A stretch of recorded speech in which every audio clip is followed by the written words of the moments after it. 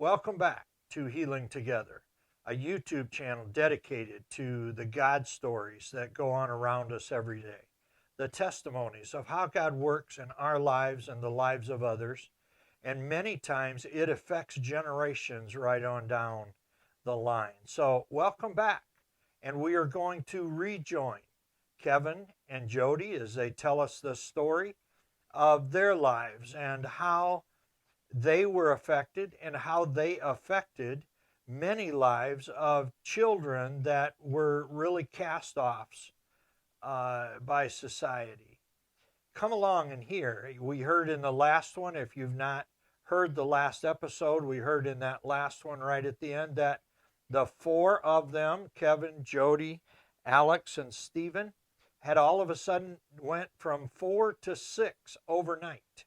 And they had Marcy and Diane that all of a sudden were in their lives.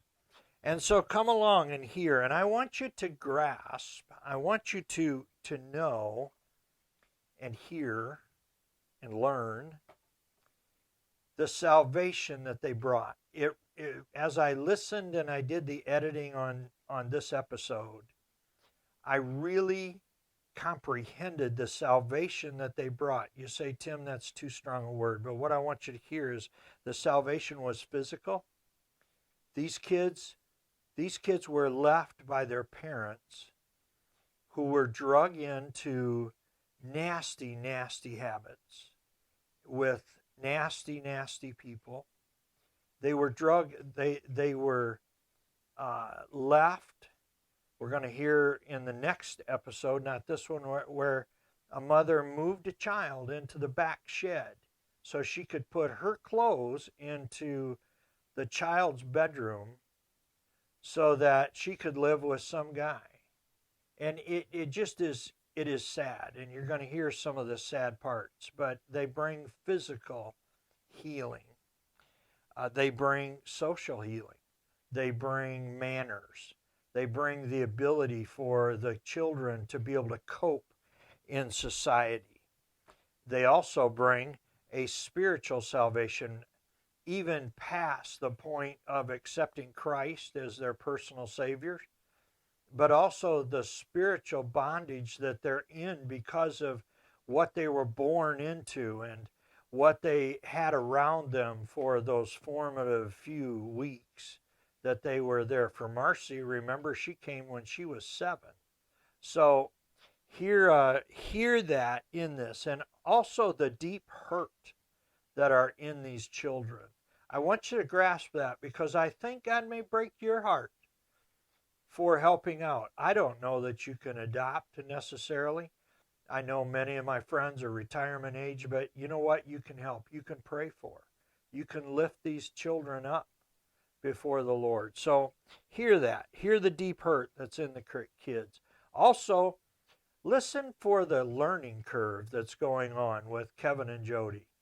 They're learning things that they would have never learned had they not been a part of it. So my friend, welcome to the next episode of Jody and Kevin. We're going to meet one or two more children in this episode, if I remember rightly.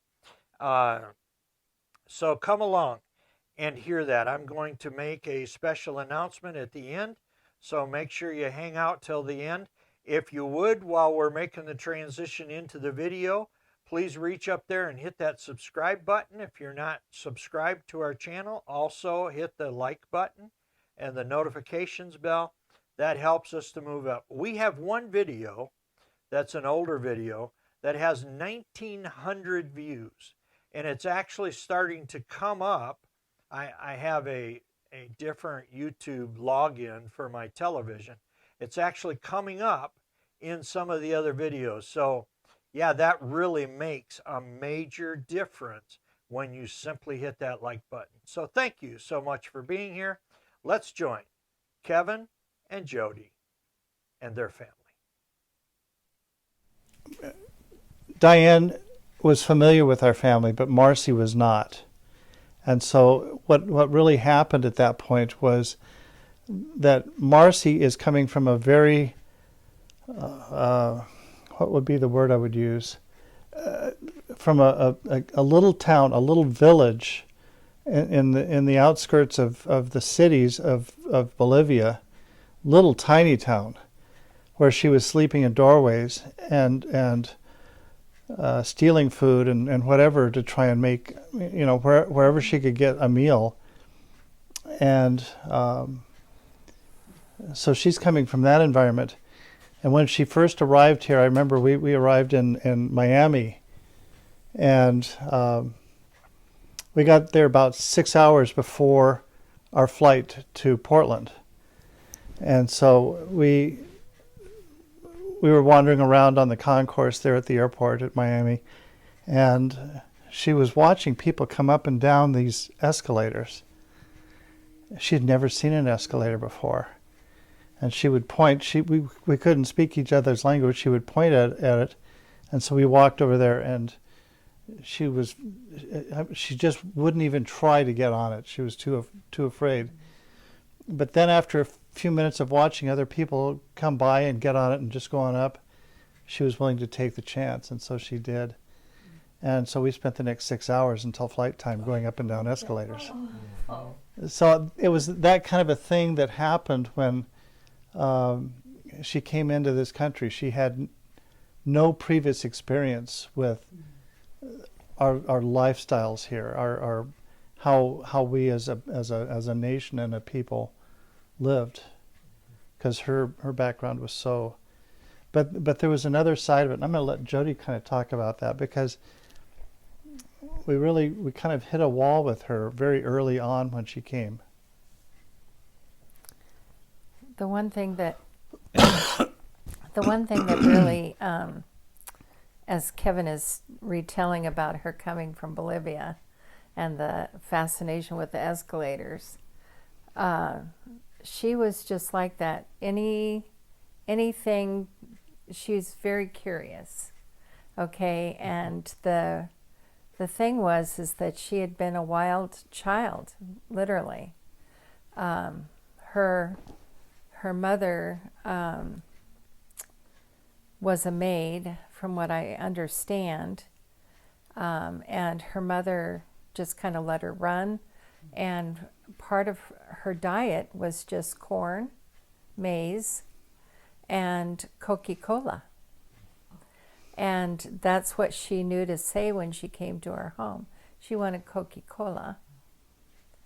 And Coca-Cola was so great that it had rotted her teeth so badly that was one of our first crises with her, was pain in the middle of the night and crying because her teeth hurt so bad. And we had a wonderful friend at the chapel who could interpret for us and helped us get her to the dentist and helped her get the help that she needed. But she also told this gal that the things that she wanted, because different people had helped donate some clothing and things, knowing that she only had like 2 or 3 outfits coming from Bolivia. And so they donated some clothes and some jeans that maybe were different colors and stuff. But she had it fixed in her brain from watching everybody that she wanted blue jeans. She wanted blue jeans, and she wanted her hair dyed blonde. Right away. She made that very well known to our friend. Blonde, yeah. How old again? How old? 7. She was 7. Yes. So it was quite interesting. And the thing is that she was so wild that, she would swing from the drapes. When we would go out, remember we have Alex, who's basically just 4 months older. We had Stephen, who's 2 years younger. And, we would come back home and get to the door, and she would just literally push them up against the bricks and bloody up their arms to get in first. And Kevin told me that basically that's the culture there. When you're queuing into a line down in Bolivia, people push and shove to get queue. to the front. There's Yeah, it's Everybody each just man for pushes themselves. others out of the way. So, they So can get there's it. no manners in that regard. So we had to do some teaching for that. We had to have help with interpretation. We had to teach her English. And once she learned English, she didn't want to talk in Spanish anymore. People were always going, isn't she keeping her Spanish? But no, she didn't keep the Spanish. She didn't want to keep the Spanish. She wanted to be as we were. But the funny thing is that after she had been here a while, in learning then how to read, I homeschooled our children. And so part of our homeschooling curriculum was with the Amish textbooks and such, and they are very moral readers. Everything has a moral, has a story to help the child not just learn to read, but to learn values. And part of a couple of them was about lying. Okay? And what clicked in me, she would become super belligerent at different times. And so I would just say, go sit on your bed, because I didn't want to harm her or anything. And I didn't want to yell at her, and go sit on your bed. Well, she didn't like sitting on her bed. She didn't like having to be a timeout, that kind of thing. But the reality is that in reading those stories, became very clear that she couldn't tell the truth from a lie. It was a spiritual problem, very clearly, because we would be reading along, and part of the questions was, what did he tell his father, and was that the right thing to tell him? And this dark cloud would come across her whole face. Her whole countenance would change, and you could literally see it. And I was like, what's going on here, And it became really bad, and her attitudes became worse and worse. And there was just something there that we didn't know anything about. We didn't know what to do. And so at one point we contacted my mom. We kind of talked to her and said, do you want to go back? Oh yeah, and so we gave her a test to see if she would miss us, by having her go to my mom's house for like a week. And she did miss our family very much. She wanted to go back where Alex and Stephen were, and she wanted to go back with us. But the thing is that her behavior did not change when she returned. And at that time, Kevin was now very much in a Bible study with some... Well, actually, that started before. Right. That's my point. Yeah. He had already been in this Bible study with these folks that were Spirit-filled.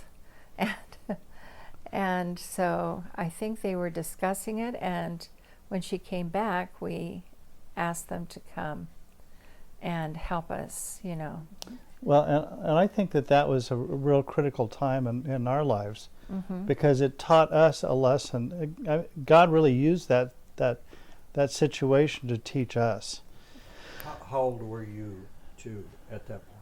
Oh gosh, well that would have been that would have been about 28. About 86. So you're not even 30 yet, and No. this is what you're trying to learn. Right. Yeah. Yeah. And she and as Jody was saying, she was literally just a very wild child. She had no ability to control herself, or to really, as Jody said, even think through what is true. But in any circumstance. Just a regular family circumstance. Well, I had started with this one men's Bible study that was over at Portland Foursquare before I left for the trip down to Bolivia. So this would have been, well, the truth of the matter is I'm a friend of mine.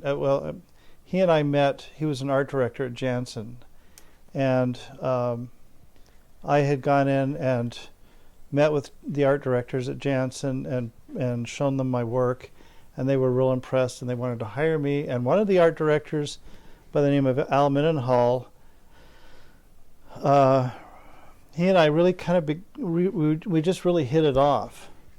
And at the same time, we were struggling because the elders at our church had no answers for us. They just saw that you had taken on somebody that you don't know how to control. See, we told you shouldn't do this.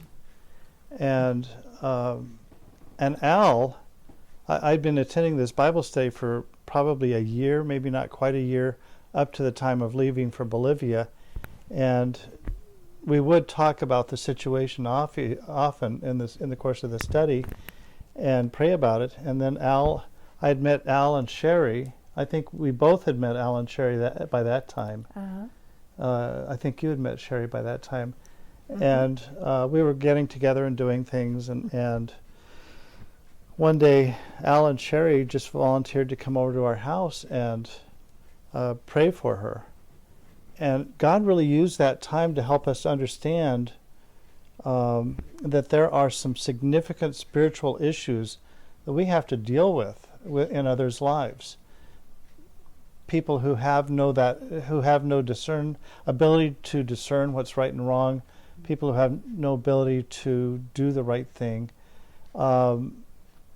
And so Al and Sherry came over, and it was a very eye-opening experience for us, because they came over one afternoon, and we had I think, as I remember, didn't we have a translator there? No, by that point she was understanding English pretty well. So anyhow, we talked back and forth. The striking thing about that conversation, about that situation, was it became known to them that she was having trouble accepting rules and boundaries and all of these different things. They understood what I was saying when her countenance would change and such, and so Sherry just sat by her and just said, Marcy, tell me what you feel like when your mommy tells you to go sit on your bed. How does that make you feel? I don't like that. Well, but do you understand why you're going to have to sit on your bed at different times when we do the wrong thing? She's trying to teach you to choose the right thing.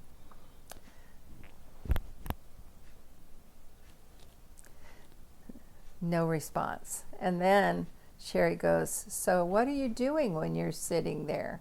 Are you having a pity party? Are you feeling sorry for yourself?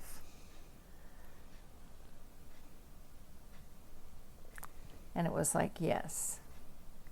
And so that's what they prayed for, that God would stop the pity parties, that he would break through the darkness, the power of darkness over her life, and that she would be set free from this spirit that was wanting to separate her and keep her having to sitting on her bed.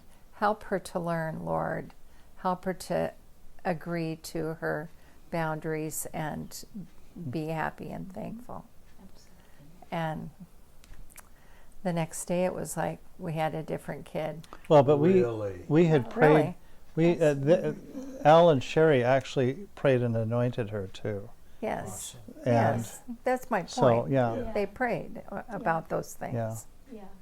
And she was a different girl kid. after that. Wow. But then the other side to that, though, that was very tragic, I thought, was we were sitting there the next day. Alex, Stephen, and I and Mars were having lunch at the table, and I think Kevin was busy, but we were just sitting there having lunch, and she said, So do I get to go back now? And I said, what? Do I get to go back? Do you want, I mean, I didn't even say, do you want to go back? But I said, what makes you think that you're going back? Well, my mom told me that, and that's why she didn't tell me goodbye. She didn't come, and she didn't tell her goodbye, and that she was going to come back and she'd see her again. And so there was this big hurt in her heart and in her life from having her mother just walk away like that. And Well, we had no idea And that her mother had told her she would come back. yeah, and that was so deep seated in her. She thought she was going to She Disneyland. thought she was going to be, yeah, yeah, Really? Seriously. yeah. Really? She thought she was going to Disneyland, and she thought, and I think she thought some of that escalator stuff was Disneyland or something. Wow. So how was Diane's reactions to this? Well, oh, and I Diane's there too, but you know, the thing is, Diane's reactions, I think, Diane's the kind of kid, and when she was a toddler, she's just the kind of kid that just kind of Bounces through life. bounced along. Yeah, You know, whatever's happening, I'm happy. You know, she was, her problems began after that, though, also because of the separation that had happened, the separation where she was back with her mom for that time and such. When she came back to us, we had a neighbor across the street who was also the secretary at our church, and we were very close friends. And you know, here she's a little toddler, and she just goes out and she rides her little thing and goes up and down the block, you know, and stuff. And we've got a very safe neighborhood, really. we were in a very safe. Yeah, and we knew all of our neighbors. And so the thing is that Gloria across, she's kitty corner, she could see sometimes, and I would be doing something in the kitchen and looking out the window too. And if I turned around, I might miss something. Well, one time, Gloria's calling me and she goes, "Do you want her to walk down the street with that man?" Oh my gosh. Oh my goodness. And the thing is that Diane was the kind of kid, at that point, the trust had been broken, and so anybody who talked to her and anybody, okay, I'll go with you. It's kind of an attachment problem. Sure. And even like back in the day, if you would have come over and sit on our couches and in our living room, she'd be sitting on your lap.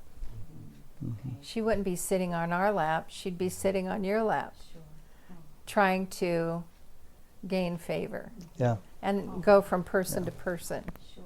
And that's something that we didn't know would have happened. And so we had to totally try to retrain her in some of those things and try to teach her about strangers and, you know, that kind of stuff. But beyond that, she was just a bouncy, happy she was a girl. very happy girl. Cute, cute, cute. She always has had that kind of Love her to pieces. what's the word I want to use? Demeanor, facade. She always had that very giggly, bouncy. I think I mentioned earlier that she was the kind of girl that would, when she laughs, everybody around her laughs, and they don't even know why they're laughing, but she's just got a very infectious laugh. Yeah, you take her to one of those places where they have rides and such, and they've got the great big slide down. She's the kind of kid that gets up there and goes, "Wee!" you know? And everybody's just happy with her, you know, to see her just flying down. She is a kick. Awesome, awesome. And she's that way even today. Yes, she is. Like we Yeah. said, fall down, get back up. Always. Always. Always trust the Lord. Gets back up. Well, I had to talk to the Lord again. Yeah. Yep. Get back on track. So when you got through all that stuff, then the elders must have been very gung ho for you to get some more children to adopt. Oh no, they weren't. No, it's really. No, we actually went to another church after Well, that. and yeah, we did. What ended up happening is that we ended up leaving the church, and I'm not sure that the timeline on this in the book here is quite right. I'd have to go back and pull out the documents and see how it all transpired, because I remember that we had left the chapel before Shannon came, and Right. that's what I true. remember. That's And true. yet here it shows that Shannon came before we left the chapel. No, But I don't think that's no, right. Shannon, she came to the elder's wife came to our door after that. See, we And had part gotten of why we switched churches was we saw the power of God and the power of the Holy Spirit. yeah. And the other side of that too was they told us to not take it anymore, and that wasn't such a great threat at that moment.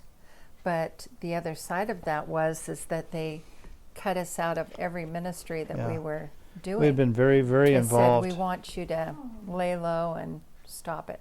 Yeah. Yeah, we weren't supposed to do the youth group anymore. I wasn't supposed to help in the nursery, blah, blah, blah, blah. You know what it Go says? sit in your room on your bed.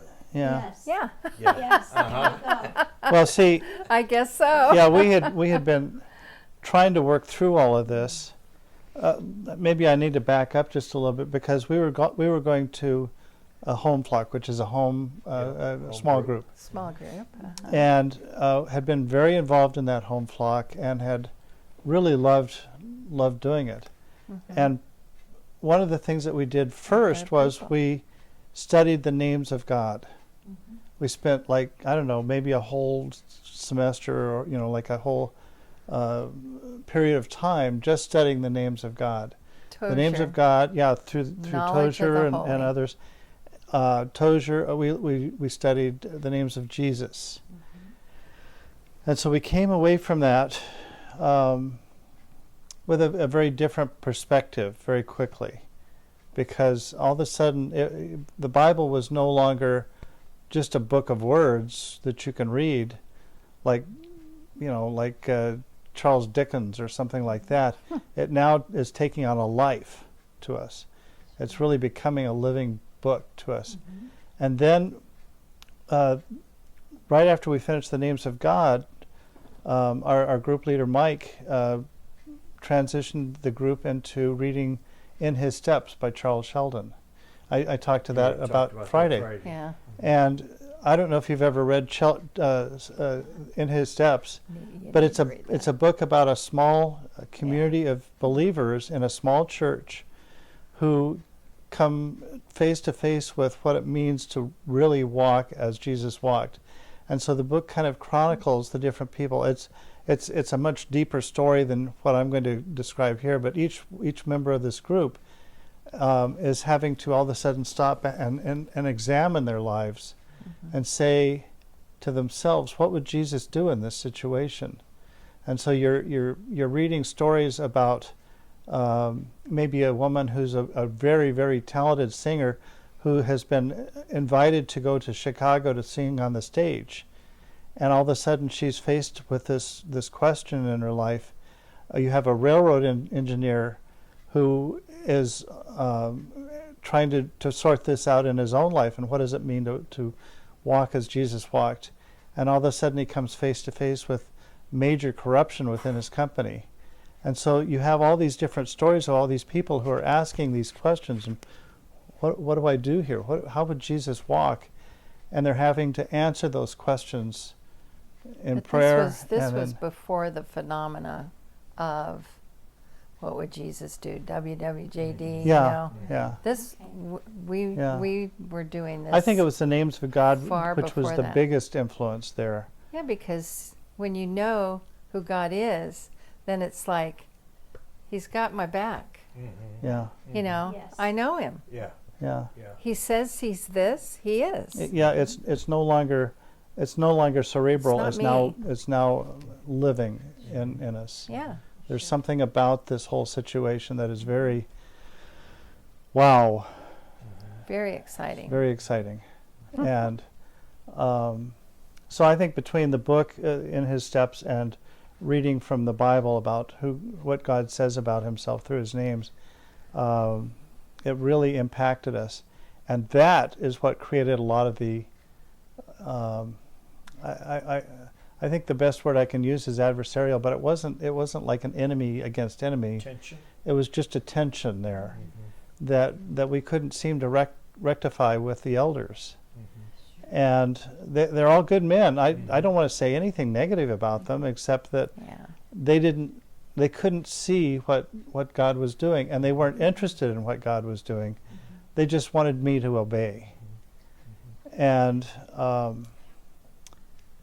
so we met with, by this time we were now leading another home group ourselves from the church. One of the elders had come along, one of the retired elders, I should say, he and his wife had come alongside us, and he and his wife had become good friends, and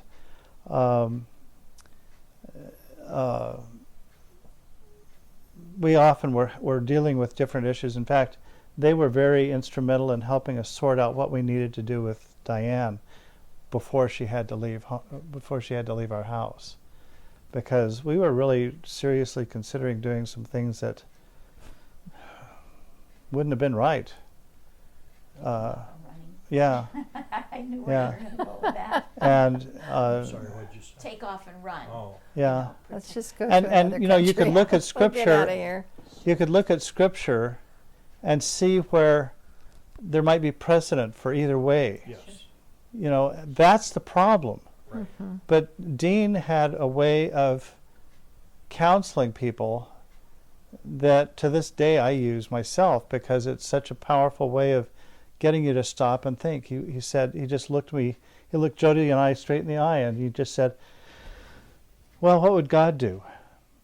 What is God telling you to do? To do. Yes. And boy, that threw everything up in the air. We no longer had any. We knew what God was telling us to do. Are you going to be running the rest of your life? Yeah. Well, it wasn't even just running. Well, but It he is. did You're add- right. He did say Yes, that. it is right. But it was a matter of We didn't finally know coming that. face to face with what we knew God was telling us to do. And so, with Diane, we ended up allowing the caseworker to come and take her back to her mom's. We're talking before the Yes. adoption. But that also had a lot to do with our leaving the chapel, because the chapel was just a really wonderful family to be a part of. It was really a great church. And the church really lived and breathed like a Christian family should live and breathe. They loved each other. They were there for you in so many different ways. You get into crisis, they'll be there to help support you and walk you through it all. But we found ourselves, Dean said to us one week, he just said, sometimes you have to leave a church.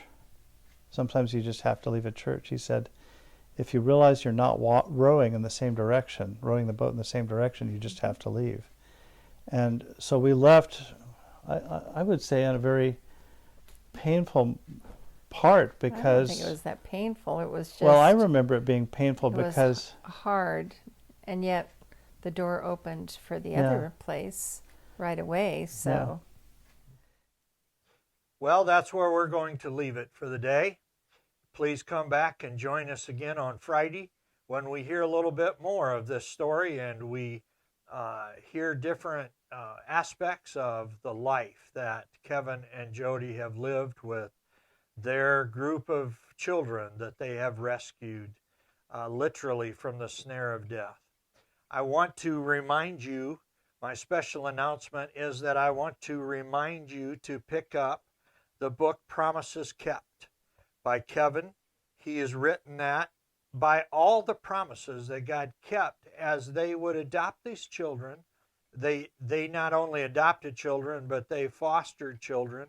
So grab this book and take a read of it and see the promises that God kept. It will have some stuff in here probably it's not in the videos, and probably there will be stuff in the videos that maybe Kevin missed in this, parts of the story and the nuances of it. Also, if you would and you were interested in a devotional, it's towards the fall of the year. This is a good time to grab one for next year. 365 devotions. He titled the book, They Left Their Nets and Followed Him. Kevin wrote a series of emails for years and years. If I remember, it's 14 years that he wrote the emails. So grab this book. I'll put the link for both of them in the description. Make sure that you take a moment and reach out and purchase those books. They will change your lives. Thank you so much for coming. Please, as you leave, hit that like and subscribe button if you would. We would greatly appreciate that. Hit the notifications bell. Make sure that if you can, please leave a comment in the comments for Kevin and Jody. Tell them how much you appreciate their willingness to make themselves vulnerable to this. It is not easy, my friends. So join us again on Friday when we hear even more and we meet even more children. Thank you so much for stopping by. God bless.